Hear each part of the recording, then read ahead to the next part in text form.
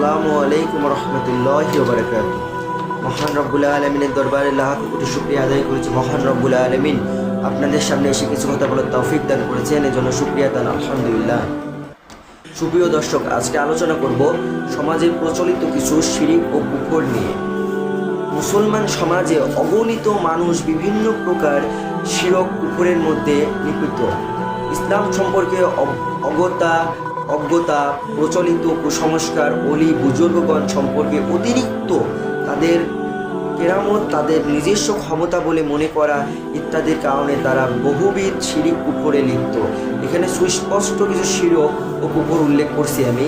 তাওহীদ বা রিসালাতের কোনো বিষয় অবিশ্বাস করা, যেমন আল্লাহ একত্বে অবিশ্বাস করা, একত্রে বিশ্বাস না করা, মুহাম্মদ সাল্লাল্লাহু আলাইহি সাল্লামকে তার বান্দা, দাস ও মানুষ রূপে বিশ্বাস না করা, তাকে আল্লাহর অবতার, আল্লাহ তার সাথে মিশিয়ে গেছেন এরূপ মনে করা, যে আল্লাহ সে রাসূল ইত্যাদি মনে করা, তাকে আল্লাহর নবী রাসূল রূপে মনে না করা, এই সকল বিষয় তারা কোনো কথা বা শিক্ষাকে ভুল সেখানে বা আগের যুগের জন্য বলে মনে করা, আল্লাহর নৈকট্য, সন্তুষ্টি ও মুক্তি পাওয়ার জন্য তারা শিক্ষার অতিরিক্ত কোনো শিক্ষামত বা পথ থাকতে পারে এই প্রয়োজন মনে করা, মানে রাসূল কারীম সাল্লাল্লাহু আলাইহি ওয়াসাল্লামের কোনো পন্থাকে, তার কোনো সুন্নাতকে বা তার কোনো কাজকে সেকালে মনে করা, আল্লাহর বিধানকে সেকালে মনে করা, এটা কিন্তু বহুত বড় একটি শিরক বা কুফর।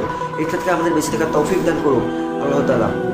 আল্লাহ ছাড়া অন্য কেউ বিশ্বের প্রতিপালক বা পরিচালক শিরক আছেন বলে মনে করা, অন্য কোনো সৃষ্টি, প্রাণী, ফেরেশতা, জীবিত বা মৃত, মানুষ, নবী, ওলি, সৃষ্টি পরিচালনা, আদর্শ জ্ঞান, আদর্শ বলে মনে করা, রিজিক দান, জীবন দান, সুস্থতা দান, রোগীবিদ্ধ ও দান, বৃষ্টি দান, বরকত, এই সকল বিষয়ে অন্য কাউকে স্রষ্টা বলে মনে করা, এটাও একটা বিরাট শিরক।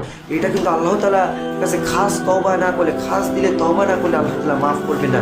এটার গুনাহ কিন্তু বড় ভয়াবহ কঠিন শাস্তি হবে কাল কঠিন কিয়ামতের মাঠে।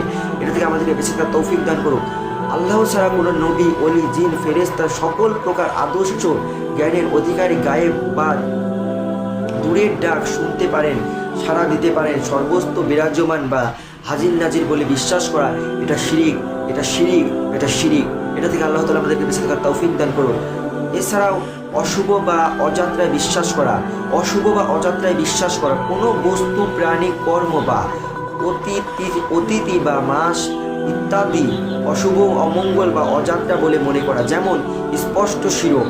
যেমন আমরা হাত থেকে অনেক সময় বলি যে আপনার অশুভ হতে চলেছে, এটা কিন্তু শিরক, এটা শিরকের গুনাহ।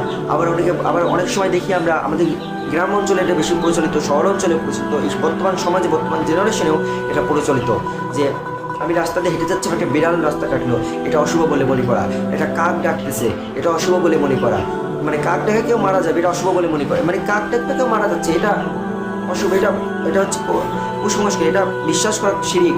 এছাড়াও ঘরে প্রজাপতি আসা, বিড়াল কান্না করা, এগুলোকে আমরা অশুভ বলে মনে করি না, এগুলো অশুভ নয়, এগুলো অশুভ মনে করা শিরকের পর্যায়ের গুনাহ।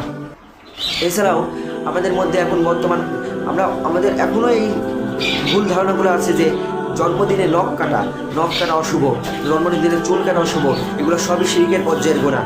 এছাড়াও আল্লাহ ছাড়া কোনো ইবাদত করা, আল্লাহ ছাড়া কোনো দৃশ্য বা অদৃশ্য, জীবিত, মৃত প্রাণীকে, বস্তুকে আল্লাহকে সিজদা করেও কোনো পীরকে বা কোনো দরবারের কোনো বাবাকে আল্লাহর সমতুল্য মনে করা, নাউজুবিল্লাহি মিন যালিক, এটাও বড় শিরক। এছাড়া এবার আমরা কুফর নিয়ে, ইসলামকে শুধু ব্যক্তি জীবনে পালন করতে হবে এবং সমাজ, বিচার, শিক্ষা ইত্যাদির ক্ষেত্রে ইসলাম চলবে না বলে মনে করা, ইসলামের কোনো বিধান, রাসূল কারীম সাল্লাল্লাহু আলাইহি ওয়াসাল্লামের কোনো সুন্নাতের প্রতি অবজ্ঞা বা ঘৃণা প্রকাশ করা, ওয়াজ মাহফিলে জিকির, তেলাওয়াত, নামাজ, মাদ্রাসা, মসজিদ, বোরকা, পর্দা ইত্যাদির প্রতি অবজ্ঞা বা ঘৃণা অনুভব করা, রাসূল কারীম সাল্লাল্লাহু আলাইহি ওয়াসাল্লামের পরবর্তী অন্য কোনো নবী রাসূলের প্রতি সামান্যতম অবজ্ঞা প্রকাশ করা, এটা সম্পূর্ণই কুফর। আল্লাহ, তার রাসূল ও তার দ্বীনের মৌলিক কোনো বিষয় অস্বীকার করা, অবিশ্বাস করা, অবজ্ঞা করা বা অপছন্দ করা কুফর।